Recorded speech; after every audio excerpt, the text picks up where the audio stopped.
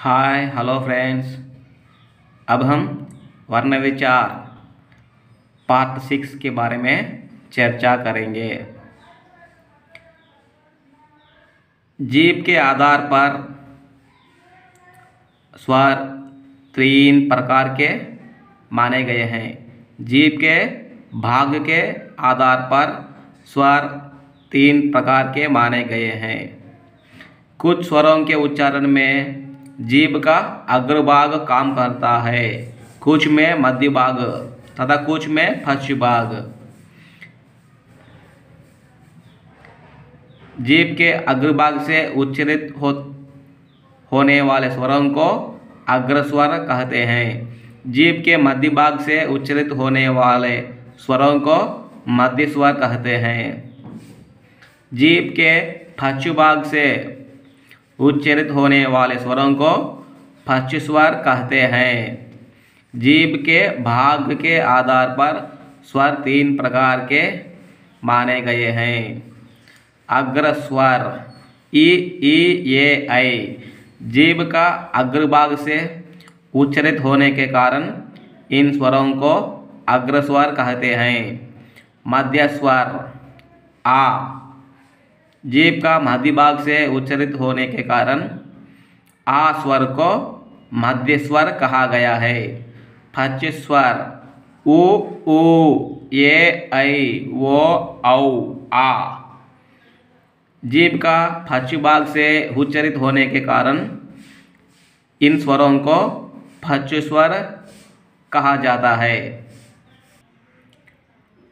ओष्ठों की स्थिति के आधार पर स्वर 2 प्रकार है। ओष्ठों की स्थिति के आधार पर स्वर 2 प्रकार के हैं। कुछ स्वरों के उच्चारण में ओष्ठ ऊर्ध्वमुखी या गोलाकार होता है। इसके आधार पर स्वर 2 प्रकार है। जिन स्वरों के उच्चारण में ओष्ठ गोल हो जाते हैं उनको ऊर्ध्वमुखी, जिन स्वरों के उच्चारण में ओष्ठ गोल नहीं होते उन स्वरों को अवृत्तमुखी कहते हैं। वृत्तमुखी उ ऊ ओ औ ओ इनके उच्चारण में ओष्ठ गोल हो जाते हैं, इसलिए इन स्वरों को वृत्तमुखी कहते हैं। अवृत्तमुखी आ ई ए ऐ इनके उच्चारण में ओष्ठ गोल नहीं होते, इसलिए इन स्वरों को अवृत्तमुखी कहते हैं। जीभ के उठने के आधार पर स्वर 4 प्रकार है। जीभ के उठने के आधार पर स्वर 4 प्रकार है। संवृत, अर्धसंवृत, विवृत, अर्धविवृत। जीभ के उठने से मुख विवर संकरा हो जाता है, इसलिए जब जीभ बहुत ऊपर उठता है तो उसे संवृत तथा बहुत नीचे होती है तो विवृत कहते हैं। बीच में अर्धसंवृत तथा अर्धविवृत भी आते हैं। जीभ के उठने के आधार पर स्वर 4 प्रकार है। संवृत, अर्धसंवृत, विवृत, अर्धविवृत। जीभ बहुत ऊपर उठता है तो उसे संवृत तथा बहुत नीचे होती है तो उसे विवृत कहते हैं।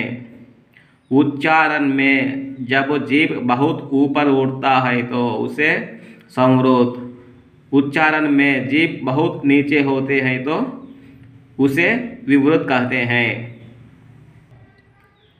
संवृत ई उ ऊ, अर्धसंवृत ए ओ, विवृत आ, अर्धविवृत ऐ औ आ।